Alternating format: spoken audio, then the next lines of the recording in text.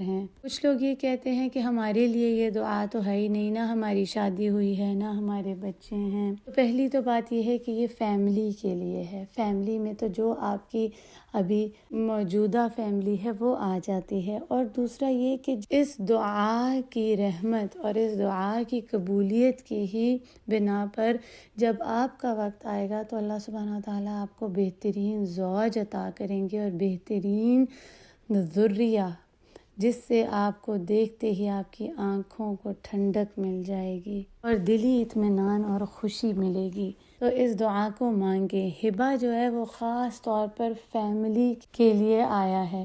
جو فیملی ہے وہ بہت ہی قیمتی اور انمول تحفہ ہے اللہ سبحانہ و تعالیٰ کا۔ پچھلی دعاؤں میں ہم نے یہ دیکھا تھا کہ دوست چننے پڑتے ہیں۔ آپ سوچیں کہ کتنا ہی مشکل ہوتا اگر ہمیں اپنے بہن بھائی، ماں باپ اور اولاد بھی چننی پڑتی، ڈھونڈنی پڑتی، اور اللہ سبحانہ و تعالیٰ نے ہمیں یہ تحفے میں عطا کیے ہماری فیملی۔ اور بہت ہی کم لوگ ہوتے ہیں جو تحفے کو خوشی سے ایکسیپٹ کرتے ہیں اور اس کی اسی طرح عزت افزائی کرتے ہیں، اس کا خیال کرتے ہیں جیسے تحفہ جس محبت سے دیا جاتا ہے۔ فیملی اللہ سبحانہ و تعالیٰ کا ایک بہت بڑا تحفہ ہے۔ مجھے اکثر سننے کو یہ ملتا ہے کہ مجھے اپنی فیملی بہت بری لگتی ہے، بہت نفرت ہے مجھے، وہ بڑا تنگ کرتے ہیں، ان کو میرا کوئی احساس نہیں۔ حقیقتاً کچھ لوگوں کے ساتھ واقعی ہی ایسی مشکل ہے، اور یہ بہت ہی بڑی ابتلا ہے کہ انہیں بہت زیادہ اپنے گھر والوں کی طرف سے مشکل اور تکلیف ملتی ہے۔ اللہ سبحانہ و تعالیٰ ان کے لیے آسانی کریں، لیکن بس ایسے خواہ مخواہ اگر چھوٹی سی کوئی آپس میں لغزش ہو جائے اور اس پر یہ کہنا، یہ بہت ہی بڑی ناشکری ہے اللہ کی۔ وَقَلِيلٌ مِّنْ عِبَادِيَ الشَّكُورُ، اور اللہ سبحانہ و تعالیٰ کے شکر گزار بہت ہی تھوڑے بندے ہیں۔ اللہ کی اس تحفے کی ناشکری نہ کریں۔ کبھی کسی یتیم خانے میں جا کر دیکھیں اور ان یتیموں سے پوچھیں کہ انہیں کتنی ضرورت ہے خاندان کی۔ وہ تڑپتے ہیں، روتے ہیں کہ ہمارا بھی کوئی خاندان ہوتا، کوئی گھر ہوتا، ماں بہن بھائی بچے ہوں۔ ان کو دیکھ کر احساس ہوگا کہ اللہ نے جو یہ فیملی کی نعمت دی ہے یہ کتنی بڑی نعمت ہے، اور پھر اللہ کے صحیح شکر ادا کرنے کی توفیق ملے گی۔ چھوٹے موٹے اختلافات تو آپس میں ہوتے ہی ہیں، کبھی کسی کی بات پسند نہیں آتی، اصل میں وہ ہماری فیملی ہوتی ہے تو ہم سمجھتے ہیں کہ وہ ہمیں سمجھیں، ہماری طرح سوچیں، ہم جو چاہتے ہیں ویسا ہی کریں، اور باقی جو سامنے والا ہے فیملی میں وہ بھی آپ کے بارے میں یہی خیال رکھتا ہے کہ یہ مجھے سمجھیں، یہ میرا خیال کریں، جیسے میں کہتا ہوں ویسے ہی کریں، تو اس لیے اختلافات ہو جاتے ہیں۔ لیکن اس کو صبر سے برداشت کرنا چاہیے، ایک دوسرے کو سمجھنا چاہیے۔ اکثر نوجوان لوگ کہتے ہیں کہ کاش میری وہ دوست میری بہن ہوتی، مجھے اپنی بہن اچھی نہیں لگتی، یا وہ میرا بھائی ہوتا، یا وہ میری ماں کیوں نہیں ہے، وہ میرا باپ کیوں نہیں ہے۔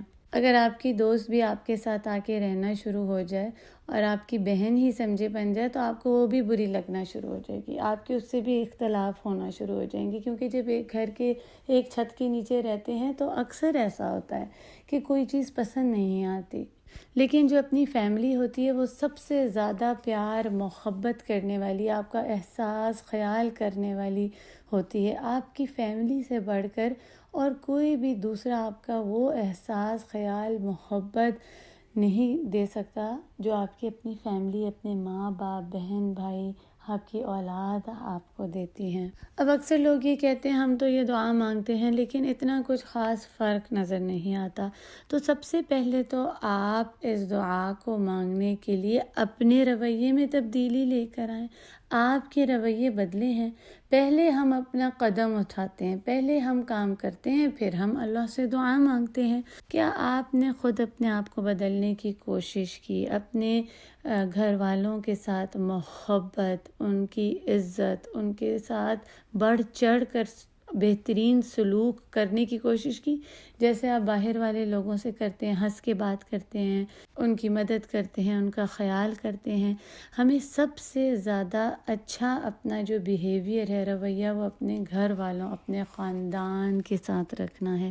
سب سے زیادہ ان کو اپنا اچھا بیہیویئر شو کرنا ہے۔ اگر آپ گھر تھکے ہوئے آئی ہیں یا آئے ہیں اور پھر آپ آ کے چیخیں چلائیں بچوں کے اوپر کہ یہ کام نہیں ہوا، وہ کیوں ہوا ہے، میں اتنی تھکی ہوں، سارا دن کام کر کر کے آئی ہوں، تم میں تو بالکل بھی احساس نہیں ہے، چیخنا چلانا، برا بھلا کہنا، تو یہ رویہ بدلنا ہوگا، تبھی دعا میں پھر اثر بھی آئے گا۔ رسول اللہ صلی اللہ علیہ وسلم سے زیادہ کون ہوگا جو اتنی مشکلات، اتنی پریشانیوں سے ہو کر گھر میں آتے تھے، پھر بھی انہوں نے کبھی اپنی آواز نہیں اونچی کی، کبھی کسی کے اوپر ہاتھ نہیں اٹھایا۔ ما ضرب قط۔